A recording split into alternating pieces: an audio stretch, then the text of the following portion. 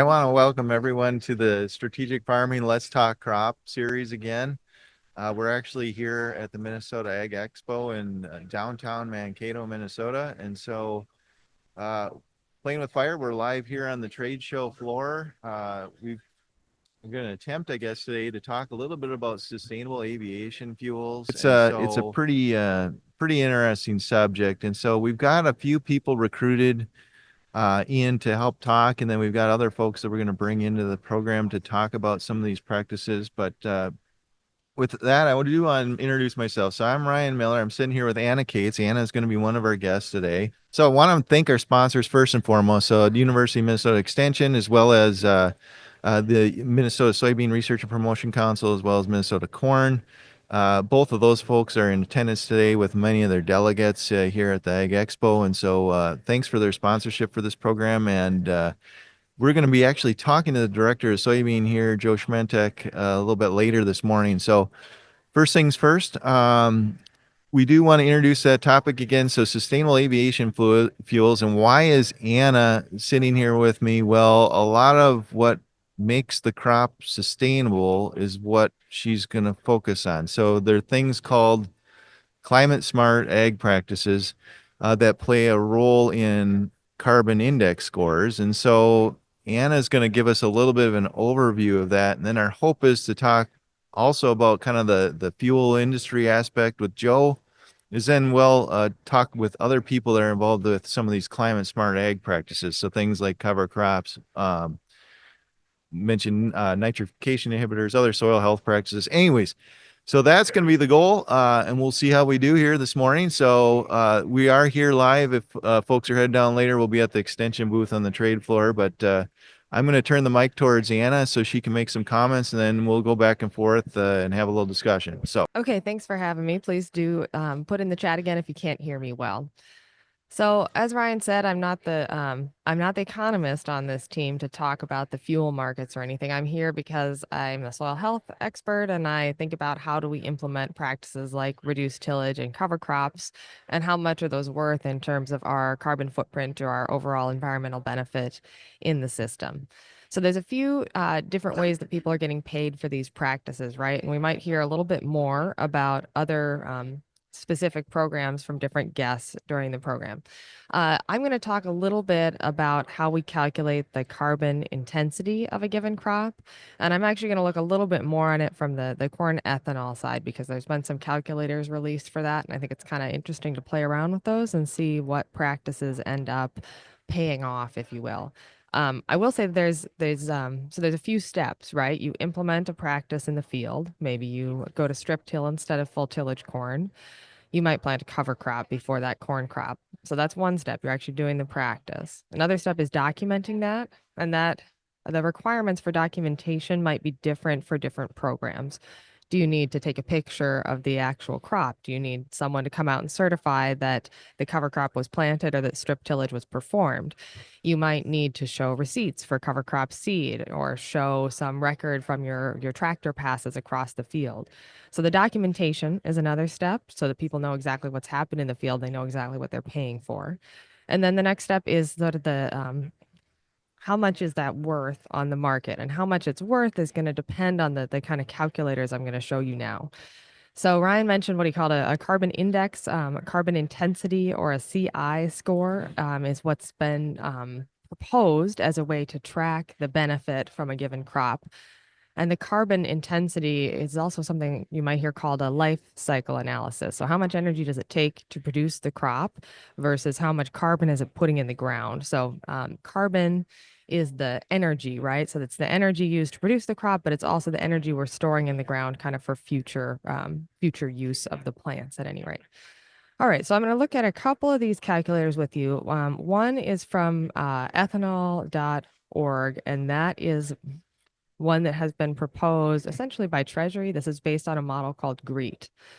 So you can look at this yourself. It's ethanol.org/calculate-CI, and it shows a few different, it calculates the carbon intensity by looking at different pools. So it has this California GREET Midwest average. This has to do with what the Midwest crop is worth on the California market. This is what the DOE thinks is the Midwest average here in the middle. And then over here is where we can play with numbers and change what we calculate for the carbon intensity of our specific crop. The different colors here represent different categories, and we can't play with all of these. We can play with our corn production parameters, and we can play with a credit for soil organic carbon sequestration, which you can see actually doesn't show up in any of these, or it's very minimal when it does show up.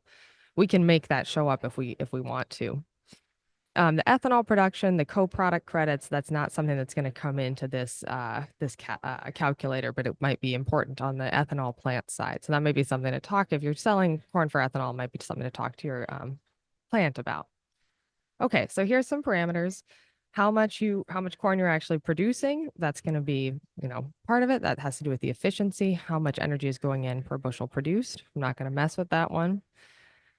This is how much fuel your farm operation is using. I'm not going to mess with these either, although if you are changing a tillage operation, you might change how much gas goes in. I think our Midwest tillage guide, the upper Midwest tillage guide that Jody Young Hughes put together, has some different values for how much you're spending on fuel in different tillage systems, but I'm not going to change that. Your transportation fuel emissions come in here. I'm not going to change that either. I want to focus on our production practices. So a lot of the production practices that come in this model have to do with fertilizer, how much fertilizer is applied and when is it applied, and whether there is some kind of nitrification inhibitor or other thing to enhance the efficiency of the fertilizer. So you can see their default is a blend of ammonia and urea. If you were to switch that to, all fall applied anhydrous and take out all of this urea, you generally get an improvement, you get an improvement on this side. Negative is good, but you get an increase on this side. So in the end, it kind of works out as a wash or a little bit of a decrease. So that's one way you could look at it. Same thing though, if you switch to all urea, say you're doing mostly spring urea and you have a little bit of starter fertilizer there, then you can see that kind of swings the other way. Another way you can play with the fertilizer element of this is looking at whether it's placed in the soil and when it goes out.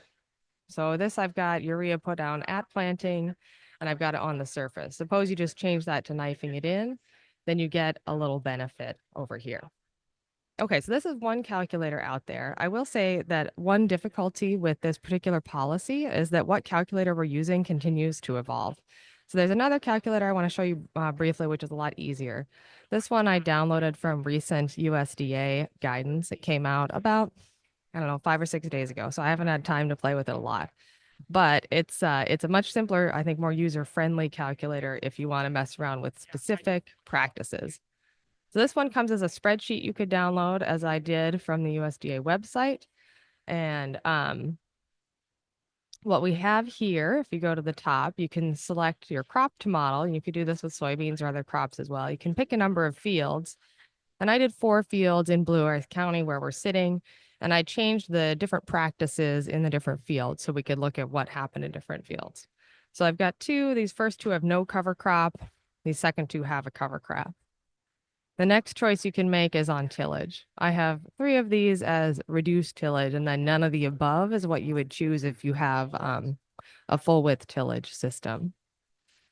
In this case, you can do just a little bit less work about your nitrogen application timing and inhibitors. You can either have split in season, spring only, or none of the above. So none of the above is what you would put for a fall fertilizer application. Spring only would kind of mimic that at planting application, and then the split in season. There is a little caveat here. They won't let you, I'm trying to get that to pop up, but they won't let you pick a none of the or spring only if you have a cover crop in the system. I think assuming that cover crop is going to get in the way of your spring fertilizer application. So that's a little inhibition there, which might not be totally realistic if you are putting on a lot of fertility at planting. And then you can either use a nitrification inhibitor or not. So this one, it's a little bit easier to see what the results are in a way. You are able to see, okay, if we have no cover crop, if we just change tillage, we have a small reduction in our greenhouse gas emissions per bushel of corn. Here, if we have no cover crop and we add that nitrification inhibitor, we have about the double the reduction as we did before. I don't know why these are getting lines through them. I think it just has to do with downloading them on a new computer, but These are the values I got at home too. If you have a cover crop and the reduced till and the split in season, then you get a reduction of almost 30% in your carbon emitted per bushel of corn grown. If you have a cover crop, but you have a full width tillage system, which is a little unusual, but might occur, if you're trying to level out the field after a canning crop or something like that, and you still have that split in season application of nitrogen, then you have about a 20% reduction. So this calculator I'm noticing is generally showing more favorable. Can you scroll to the top? I want to see what the column headers are. Oh, Yeah. so this is just different farms, and then you're putting different parameters in. Or we could say this is the same farm and Different doing fields different on the same practices. farm. Yeah. And one thing about the way the guidance is written right now is that you would have to track you're not going to lump across fields. You have to track things for an individual field in terms of what the practices are. And that could create a lot of record keeping. Or if you farm in collaboration with somebody and they have slightly different practices than you, then you could have, again, a lot of record keeping for the same bin of grain. So if is this to determine if I qualify as a sustainable or a crop that would meet the sustainable fuel standards, or is this something where my value would go up then per bushel based on the sustainability? Does that make sense? Yeah, that's a good question. That's important to understand. When the money actually flows, and I'm not sure as much with the sustainable aviation fuel market where the money is flowing from there, if there's a price premium from the purchaser or not. The way it works with the ethanol production is that the plant has to have a low CI score. So it has to be looking at every bushel of grain coming in, and the weighted average has to be below 55. And that first calculator I showed is in those units. So you can see whether your corn is, below 29 or what have you. And that 29 is part of the ethanol plant's 55 CI score. So that 29 is good, but if you get it down to 22, that leaves more wiggle room for the ethanol plant to buy some conventional corn or what have you. If the ethanol plant doesn't hit that 55 cutoff, then they're not eligible for these tax credits at all. And it's going to be probably plant by plant how they decide to move the money from a tax credit to the plant to the bushel of corn and the farmer after that. Yeah, so it's almost following the model of when we have say a certain like vomitoxin, for example, and you're almost blending to meet whatever the requirement is. In this case, it would be the renewable standard versus trying to get it so that we're below a part per million whatever incidents with this particular element. But it allows then flexibility for a producer of ethanol or fuel to purchase from everybody essentially, right? Yeah. So Yeah. I've heard some reports, this is going to vary across the landscape, of course, but I've heard some reports of plants saying, I don't think we're even close enough to get into this game. Like we can't get close enough. And it is a little harder in Minnesota to get close depending on how the cover crop is scored. Sometimes the cover crop gets a flat rate of carbon entering into the system because it's photosynthesizing, bringing carbon in when it otherwise wouldn't be. But depending on how fast that carbon is, respired by the soil, maybe it's a zero sum game. Maybe you don't get to keep very much of that carbon. Anyway, depending on what model they use, Minnesota's low biomass cover crops sometimes don't count for very much. And then it's hard to get below that 55 for ethanol produced in Minnesota. and so remind me again, so the below 55 for ethanol, that provides a tax benefit to the ethanol producer, and then it'd be up to them to share that with Yeah. the farmers that are meeting the standard. Yeah. Meet the standard. Yeah, and some economists and consultants have, played out the financials on that, how much they'd have to share that with the producer for it to be worth it to the producer, particularly planted cover crop. I should say reducing tillage is usually a financially beneficial endeavor because you're spending less money on fuel, less labor, less passes, and you can get comparable yields. If you're looking at purchasing a strip till machine, then the financials change a lot, right? Because that's a big investment. But just reducing tillage is generally, less cash input. So it might not take as much benefit shared from the ethanol plant to reduce tillage as it might to plant a cover crop where there's cash outlays for the seed and the labor of planting. Okay, well, yeah, that starts to make a lot of sense. So now let's say I'm a farmer and I'm kind of curious about what are my opportunities to get involved with it. Maybe I'm doing some strip till already and toyed around a little bit with doing some cover crop work. Where do I go to find opportunities for this sort of thing? So one really important difference with this is that it doesn't have to be a new practice. This isn't like the carbon credits where we're just looking at carbon that's going into the soil for a payment that otherwise wouldn't have gone into the soil. In this case, we're just looking at the environmental impact of this year's crop. So whether this is your first year doing strip till or your 40th year doing strip till, you're just as eligible for the same benefit.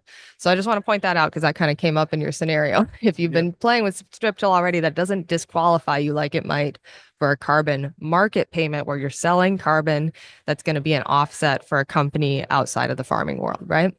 Okay, so if you want to try to understand more, you got to go to the point of sales on this. I would say, like, if you are selling your crop to an ethanol plant, go to them and ask them what their plan is for this. I've heard a few plants talk about different plans. Some are surveying their existing feed shed to see, well, what's out there. What can we, what could we expect in terms of acres that might actually convert to these practices or that could get a low enough CI score to get us competitive? All right, and so ethanol, I don't think of that as an aviation No, fuel. it's not. No, So it's it a would different. just be a sustainable fuel then with that. Yeah, it's a way of making the ethanol industry a little bit more sustainable and kind of tying a premium to practices that we think are environmentally beneficial through a point of sale that already exists, right? We're not creating new markets or new ways to keep track of your crop, although it would be increased documentation. So it's different than the SAF market, but I would say that these kinds of indexing, this record keeping of practices, and this question of how much credit you get for a given practice that I showed on the calculators, those are going to be relevant, I think, in the other markets as well. Okay, no, that makes sense. So I'm thinking about this from a certification standpoint. We've got folks that decide to produce a crop organically. They've got third party organizations that certify and kind of help them, keep track of whether or not they're meeting the standards. This is a lot more flexible. I mean, they have some pretty rigid, rules in place with what's allowed and what's not allowed. This is like, well, you can use anything. But you know, there's still this kind of paperwork aspect. Yeah.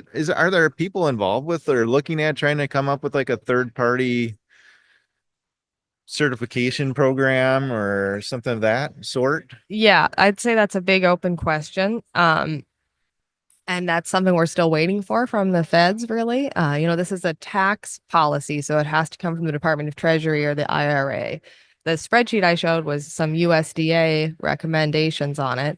The DOE has been invested in the GREET model, so they're involved also, and also because they're involved in the biofuel industry. So there's a number of agencies that are kind of weighing in on what we think the best rules are for tracking this, for verifying it, and that kind of thing.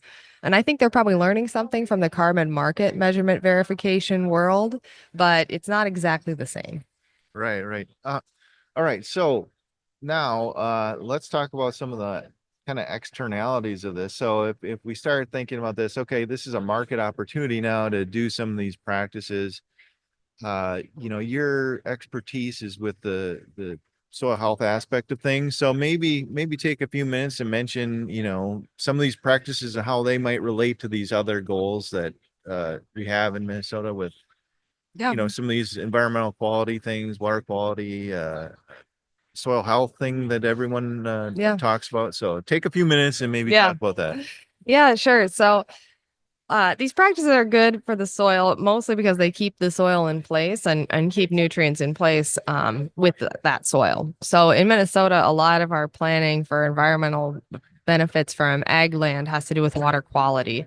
And that has to do with minimizing the amount of erosion that we see on the landscape. And we can see also that cover crops, when they are grown over the winter, can take up nutrients that otherwise might be leached out of the system. So those two elements are the big reason that you see cover crops and reduced tillage come up in like one watershed, one plan type planning across Minnesota. And we do see that those are beneficial according to models and beneficial according to what you see on the landscape. You see less erosion from those fields that have less disturbance. So when I say reduced tillage, I'm kind of referring to a really broad spectrum of practices, which is another perhaps problem in verifying this kind of thing, right, Ryan? I mean, strip tillage is pretty known, right? You're tilling just that area of the field where the crop is going to be planted. For NRCS to count that, I think it has to be less than 30% of the sort of total area of the field. But strip till rigs are going to vary depending on row spacing and depending on what crop you're strip tilling for and that kind of thing. So reduced tillage could be strip till, but it could also be something that, doesn't fall till or just does a sort of light pass to size the residue, but leaves a lot of it in place on the surface. Reduced tillage is important for soil health because it maintains the soil structure that naturally develops around rooting plants. And it doesn't break it down into really fine particles that are easier to blow and wash away. So that's what we like about reduced tillage from the soil health world. It reduces erosion, keeps that soil function, gives you good pore structure for water to flow through and that kind of thing. Does that help? Yeah, no, I think that explains, and there's certainly that was a question that came in, kind of define that. And you got the USDA definition, and you got all these kind of nuances around what it is.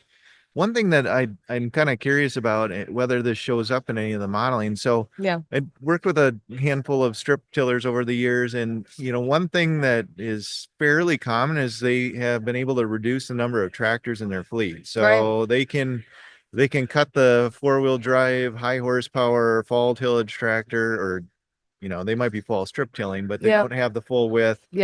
Pulling the implement that takes a lot of fuel and horsepower to get through the soil at that time of year. So, I mean, is that playing a role in like paying the off calculations? Yeah, well, paying off, certainly. I mean, that's been one of the big benefits that folks will talk about is that, if I can have one less thing to maintain, one less thing to purchase and finance, it makes it a little bit easier, well, yeah, I got to buy this implement, but it's changing how my whole farm works from a machinery standpoint. Which is good and bad, right? Like it could be a good change, but it's still a lot to get used to all at once. I will say, yes, you're going to see reduced passes most of the time with a strip till rig. Most of the modern strip till machines, people are interested in adding that capacity to put fertilizer down in furrow, either in the fall when you're making strips or, later. Sometimes people come back in the spring with a freshening pass to put down that fertilizer. And that's super important for making the system more efficient. But one thing about these programs where you get a premium for your crop is that unlike the carbon markets versus the federal payments, you don't have to worry as much about program stacking. You could get local cost share from your soil and water conservation district. You could apply for EQIP, probably not both of those, but you could do one of those. And you could also, get this premium for your crop. So those are good. That's all positive. That you shouldn't have to worry about the stacking as much. Oh, excellent. So, well, that's interesting to think about. We do have one question that came in here through the chat line here. Oh yeah. So talking about drilling down with some of the things that influence fuel use and more on what would you call it, the negative side of carbon or the carbon creation side of things, I guess. Yeah. So drilling down on tractor horsepower in some of these other things when they're making real specific calculations with a farm. Yeah, and that is the case. You can in some of the documentation, it doesn't come up in that spreadsheet I showed, but I think in the documentation you have to show what the STIR rating is of your operation. And that involves classifying every single pass across the field according to depth, speed, and the surface area that it covers. And you'll get a higher STIR rating if you have deeper and faster and more surface area covered. So your STIR rating has to be below a certain level to qualify for these reduced tillage passes. I haven't dug into exactly, what combination of things in a corn soybean rotation would let you get to that qualifying STIR rating, because you can get pretty creative with all those different variables in the mix, but that would be something to play with. So you mentioned nitrification inhibitors and maybe is this Joe in the wings here? Yeah. Oh, we'll bring him over in a second. So let's just chat though about nitrification inhibitors and this is going to play a role in making them sustainable. What's the thinking there? What? Oh, so that has to do with trying to minimize nitrous oxide emissions in the system, right? The nitrogen is such a mobile element, and we don't want to lose it to the waterways, but that isn't taken into account in this calculation as much as we don't want to create conditions where it's likely to transform into a greenhouse gas of nitrous oxide. So the idea is if we can preserve it in its sort of fertilizer useful form, then it's slowing down the transformations to nitrification inhibition. And you'd have to get Brad or somebody on here to really talk about the ins and outs of that, because the nitrous oxide emissions are very flashy depending on when fertilizer application happens, depending on the form of fertilizer, depending on the weather conditions and all that stuff. So the model does its best to smooth that out with an average. You could certainly nitpick at whether it does the perfect averaging, but that's the idea behind the nitrification inhibitors. Well, we'll have to get some folks on to talk about NOx on a different episode. It's kind of a detailed thing, and Yeah. it certainly could be a topic worth investigating. So we're going to take a couple of seconds here and switch out speakers. We've got Joe Smentek coming over from the Minnesota Soybean group, and so anyways, Joe, we're going to have you introduce yourself. Just take a couple of seconds to introduce yourself, and then maybe give us a minute or two about the importance of sustainable aviation fuels for the soybean growers and what you guys are thinking when it comes to that. Yeah, my name is Joe Smentek. I'm the executive director of the Minnesota Soybean Growers Association.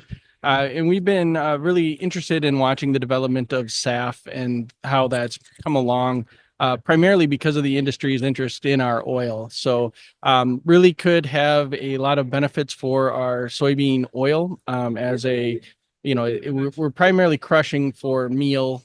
So we have the oil as a byproduct. About 40% of that is used in human consumption. We've always had the 60% just kind of hanging out there. So we created the biodiesel industry to have a use for that oil. And now as fuels go up and down, whether it's, the different incentives we have, SAF is just another pathway for the use of that oil. So are you guys piloting any kind of projects in Minnesota with trying to open the door, I guess, for farmers with some of that? We actually haven't because we need right now. It's been really one of those deals where we're kind of getting dragged along. We have had a great use of our soybean oil with our biodiesel, with the renewable hydrocarbon diesel, and SAF has been one of those things that's really developed kind of on its own outside of those other pathways that we normally do. So we've been very supportive, but we do have a concern about the amount of oil that it's actually going to take for SAF. And we know soybean oil can't meet that demand alone. So it hasn't been something where we've seen this as like a soybean product, as like we have with biodiesel or with renewable hydrocarbon diesel, where, you're going to use primarily soybean oil. SAF is going to take a lot of volume of a lot of different oils, and we're still going to need a lot of that soybean oil for that biodiesel, for that renewable hydrocarbon diesel for quite a while. Excellent. Well, thanks. You got farmers that you work with that are real interested in this market, or? Yeah, absolutely. We have a number of different farmers that in lots of different areas they're very interested in it. Been very interested in, as we see 40B credits, and really getting recognition for some of the different cropping systems that they're already using, some of the low carbon footprint soybeans that really what they're doing out there, whether it's with cover crops or different management, no-till. Having a market and having something that really identifies that work has been exciting. That's been an exciting development for us, simply because usually the soybean markets aren't interested in that. So as we develop, whether it's the 40B credits or whether what's going on in California with their low carbon fuel standards, the incorporation of some of these climate smart farming practices has been really exciting for a big group of our growers, simply because they have been doing it and it's been going unrecognized. So where we could have a potential increase in, profitability based on a higher price point because of some of those things, and that's something the traditional soy value chain hasn't recognized. So something like this, when we're developing SAF, if we can recognize some of those values, it's excellent. So maybe take a second and talk a little bit about the biodiesel industry. So it's outside this aviation fuel concept. Let's talk a little bit about biodiesel in Minnesota, its importance, and where we're at with all of that. Yeah, right now Minnesota, we have a mandate to use biodiesel, so it's 5% year round, basically, except in the summer months it bumps up to B20. So there's a little shoulder weeks there that where we ramping up, but it's been a huge economic development, rural economic development tool for our farmers and for our industry. We've had 3 biodiesel plants in the state, one recently closed because of some of the changes in market signals, but it really was an industry that started because, like I said, we're only using about 40% of the oil for human consumption. And that other 60% was, in some instances, being landfilled, used on roads to suppress dust. And, really that it was a drag on the meal market. It was a drag on the rest of the soybean market. So the development of that industry has really helped produce, a better profit for our soybean farmers and a better use of that oil to help cut carbon in our vehicles.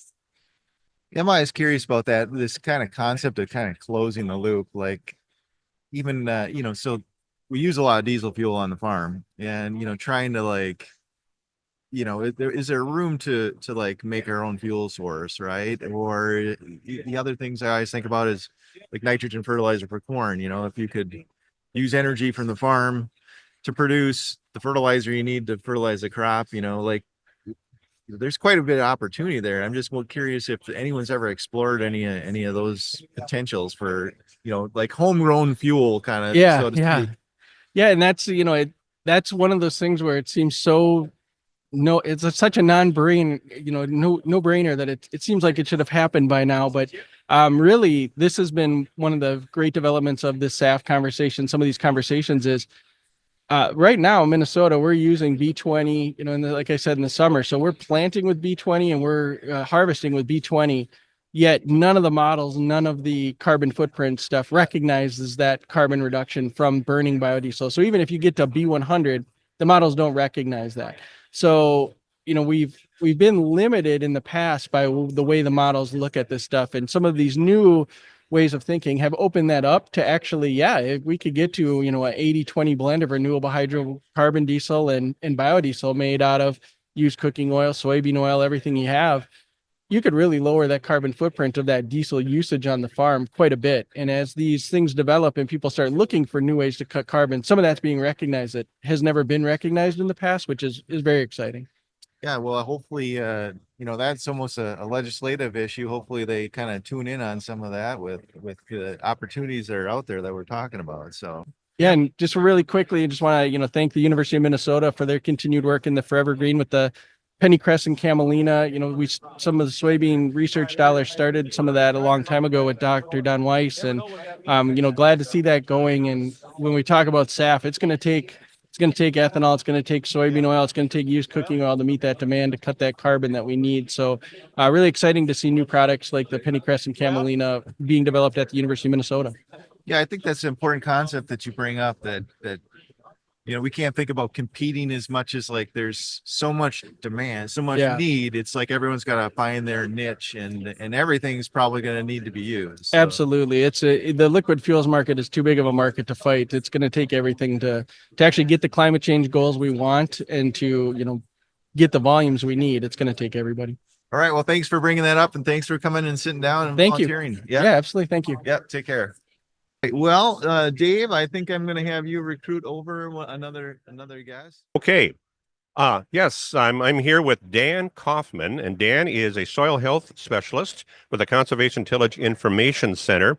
And Dan, you have a booth here at the trade show. Tell us a little bit about the Conservation Tillage Center here and what you hope to accomplish in terms of meeting people as they come by your booth area.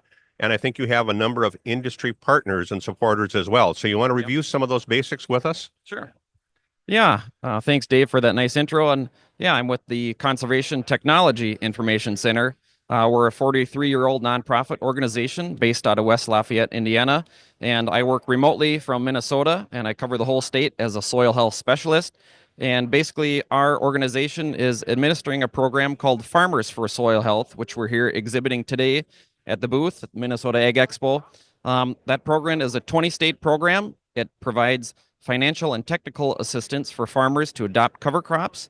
and that's supported by the National Corn Growers, the Pork Checkoff, and the Soy Checkoff, as well as the National Fish and Wildlife Foundation and many other partners as well.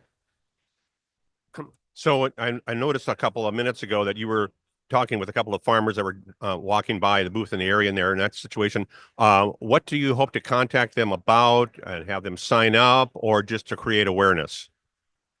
Yeah, so the big goals for exhibiting here today is just to create awareness about our Farmers for Soil Health program, and then to connect with any farmers that are planting cover crops or wanting to plant cover crops, and really to get them signed up in our program and to give them that financial assistance and also technical assistance to help them during their cover crop journey. Well, let's talk a little bit more about the financial assistance. What does that encompass? What types of things are available and to provide? And basically, where does the money come from? Yeah, so the financial assistance aspect, this is a Climate Smart Commodity Grant. It was a $95 million grant, the largest one awarded by the USDA. And that basically boils down to the program offers $50 per acre split over 3 years. So 25, 15, and $10 per acre in a kind of a descending payment scale to give the farmers some financial assistance to help them implement planting cover crops on their farm. And the big reason for the descending payment scale is that by year 4, when there's no financial assistance available, we want the farmer to be able to plant cover crops on their own, because it takes a couple years for their soils to start cycling, for them to start seeing a positive ROI from planting cover crops. So the financial assistance aspect is just to help ease that burden of the first couple years of cover crop planting. And talk a little bit about the technical assistance too, in terms of what you were able to provide or contact through yourselves or the University of Minnesota. Yeah, we feel like the technical assistance aspect is a huge part of helping promote cover crops and getting that adoption rate increased throughout not only our state, but the 20 states in our program. I farm near Nicollet here, which is 20 miles from Mankato. I've had experience utilizing cover crops, no-till, strip-till on my farm for the last 5 years. So I have some knowledge. I can help the farmer. But then a big key to our program and our success is we've hired what we're calling cover crop coaches that are located throughout the state of Minnesota. And these are conservation champions that, are maybe specialized in livestock grazing, strip-till, or planting green. And so when a farmer signs up for our program, they can have access to these conservation professionals, via phone call, text, email, even an on-farm visit. So it's really that farmer-to-farmer mentoring, farmer-to-farmer learning that really helps the farmers when they're starting a new practice to prevent them from failing or making the mistakes that some of these cover crop champions have already made and learned from. So if farmers are interested in this, what's the next step? How can they contact you? Do they go to a website, a URL? How do they process whether they're in, Nicollet County or whether they're in Yellow Medicine County in western Minnesota? So what's the steps that they have to take to access that? Yeah, so the easiest step is to go on the website, farmersforsoilhealth.com, and you'll go on there. You could type in your zip code, and then if you're in Minnesota, my contact information will come up. You can contact me directly because I'm covering the whole state of Minnesota, and I would love to have a conversation about you and, see what you're doing on your farm and walk through some of the qualification steps. And then enrollment is pretty simple and easy. You can self-enroll yourself if you're fairly tech savvy, or I like to come out to the farm and, have a nice conversation and get you guys enrolled. We like to say enrollment is easier than auto steer. So it takes about a half hour, 40 minutes to enroll your farm. And once you're enrolled, you're off to the races. Well, thank you very much. And Dan, you had a coworker here with you as well. You want to explain who that person is and how you connect back and forth? Yeah, I got some assistants at our booth today. David Frabata, he's our communications director at CTIC. So he'll be here helping support me during the exhibiting at the Minnesota Ag Expo and just providing his communication knowledge as well. And yeah, looking forward to that. Okay. All right. We have another guest here. That's Anna, and you want to take the mic and ask a question. Yeah, Dan, I just wanted to talk a little bit because we were talking before about these sort of federal payments that are coming down as premiums for crops produced like this, and yours are more sort of direct payments for doing the practices. How do you think it works out financially in terms of using a program like yours versus waiting for a market premium? Do you have a sense of, whether farmers could take advantage of both premiums, both payments at the same time? Yeah, so I think the big thing is when a farmer is implementing a practice, obviously there's a hurdle to get in, whether it's equipment cost, equipment setup, maybe there's going to be a yield drag, maybe an extra sprayer pass, it's not always peaches and cream. So the incentive payments really help farmers get past that hurdle for adoption. So I think it's wise of them to take advantage of this money because there's so much of it out there right now, so many different programs incentivizing farmers for these conservation practices. And then I think the ultimate goal is that, they can use some of this financial assistance to help learn the practices, see how they work on their farm, even if it's just on a small scale.